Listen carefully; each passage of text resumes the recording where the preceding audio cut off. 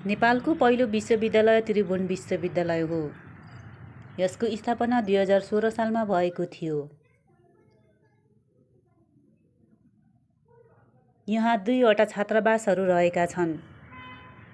ईश्वरी कन्या छात्रावास महिला विद्यार्थीहरूको लागि भने कान्ति छात्रावास पुरुष विद्यार्थीहरूको लागि। यसको स्थापना 2026 र 2027 सालमा नेपाल सरकार र भारतीय सहयोगद्वारा बनेको थियो।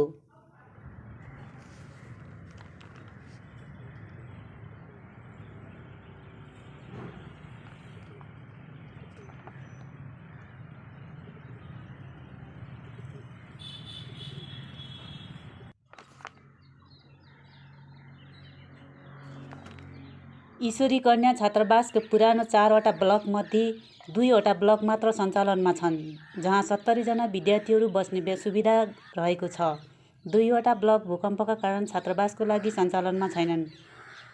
आँखा अस्पताल र ललितकला क्याम्पसले मर्मत सम्भार गरी सञ्चालनमा ल्याएका छन्।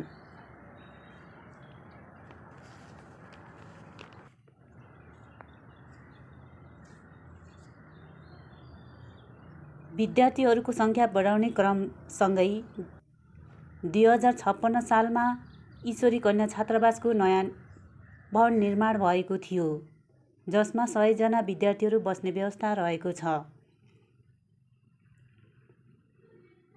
उच्च शिक्षा परियोजना अन्तर्गत यो बनेको छ।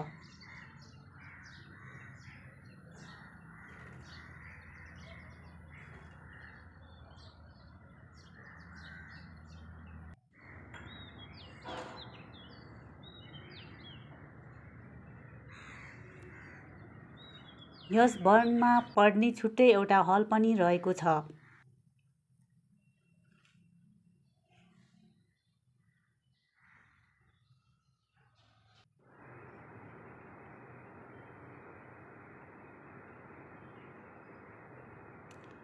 पछि फेरि 2062 सालमा ईश्वरी कन्या छात्रावासको नयाँ भवन निर्माण भएको थियो, जुन चाहिँ भारतीय दूतावासको सहयोगद्वारा नेपाल सरकारको नेतृत्वमा बनेको थियो, जुन चाहिँ विविध कारणवश 2083 साल असारदेखि मात्र सञ्चालनमा आएको छ, जसमा 70 जना विद्यार्थीहरू बस्ने व्यवस्था रहेको छ। ईश्वरी कन्याको छात्रावास पुरानो र नयाँ भवन गरी 240 जना विद्यार्थीहरू रहेका छन्।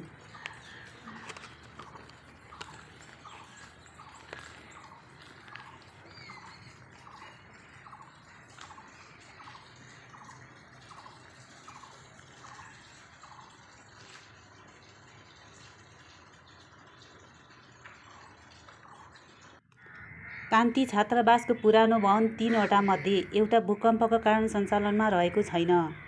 2054 सालमा कान्ति छात्रावासमा पनि नयाँ भवन निर्माण भएको थियो। पुरानो र नयाँ भवन गरी कान्ति छात्रावासमा 210 जना विद्यार्थीहरू रहेका छन्। यसरी नेपाल सरकारले त्रिभुवन विश्वविद्यालयमा पढ्न आउने दुर्गम क्षेत्रका जेन्दार, विपन्न र अपाङ्गता विद्यार्थीहरूको लागि पढेर बस्ने सुविधाको लागि छात्रावासहरू बनाएका छन्।